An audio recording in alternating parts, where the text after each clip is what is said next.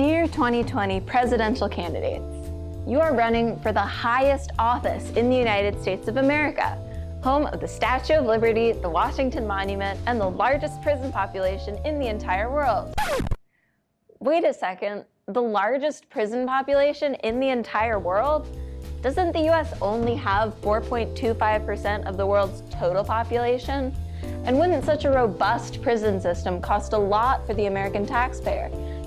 As a student myself, I can't help but wonder how this relates to the school-to-prison pipeline. You know, the fundamental first question always has to be, if we're not funding this, what are we funding instead of this? In every single state of the United States of America, spending for incarceration is over 3 times more per inmate than it is per student. For example, in Maryland, where I live, spending is at $44,601 per inmate and $14,201 per student. Now, this seems problematic, especially since many prisoners were failed by their education system. And yet, the government just keeps pouring more money into prisons, money which could be spent on schools. So we decided to find out, how does the education system impact such high prison rates? And how can the government and presidential candidates influence this growing problem? The federal government has a tremendous influence on the precedents set throughout the country regarding laws under state jurisdiction. Our message to the 2020 presidential candidates is that they need to prioritize school and prison budgetary reform on a federal level. Their participation in this discussion is the only way inequity within both systems is to be adequately addressed and diminished. Of course, these problems ingrained within the system can't be solved with just money and will require important policy additions. The Department of Education bears the tremendous responsibility of implementing and enforcing federal laws covering roughly 13,000 school districts and more than 50 million public school students. All of these students deserve an equitable, high-quality public education. That's their right, and it's the responsibility of the Department of Education as well as Congress in partnering with states and localities to make it a reality. Let's try this again. Dear 2020 presidential candidates, I've been poking around through some documents and I couldn't help but notice there is a visible connection between the quality of an individual's education and the likelihood of incarceration. For example, high school dropouts are 3.5 times more likely to get arrested than people with a high school diploma, and the average prisoner reads at about an 8th grade level. Can we get an expert confirmation on that? Let's ask someone who works in the field. There's lots of different things that students need in order to do well in school.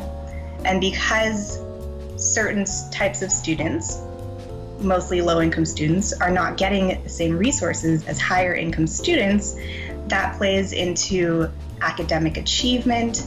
It plays into outcomes after school, such as whether or not they can attend college, as well as long-term outcomes such as their careers and even their well-being in terms of health.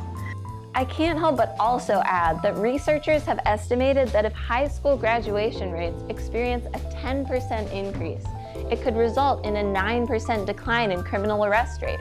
Again, when you look at things like trauma, crime rates, mental health, substance abuse, I mean, all of these issues, I think, are intertwined. But again, you start earlier at the school system level. Discipline in schools has a very strong correlation to students who are incarcerated later on in life. There is a school-to-prison pipeline. According to reports on state and local expenditures from 1989 to 2013, 46 states reduced higher education appropriations per student. On average, state and local higher education funding per student fell by 28%, while per capita spending on corrections increased by 44%. Folks who are incarcerated are those who, from us educators, once needed the most and somehow got the least.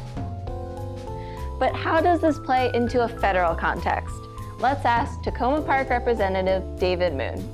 You know, I would hope presidential candidates would try to create the dialogue of generosity and community sacrifice, and that we're all in this together, to try and get people to want to finance these things that they're otherwise not usually willing to do. All right, I think we've gathered enough information to write this open letter. Dear 2020 presidential candidates, as the children of this country, we are America's future. I understand that issues with funding can get difficult, especially when the issues are regarding schools and prisons, which are both institutions that fall under state jurisdiction. This does not, however, eliminate the undeniable links between unfair disparities in education funding and this nation's incarceration rates.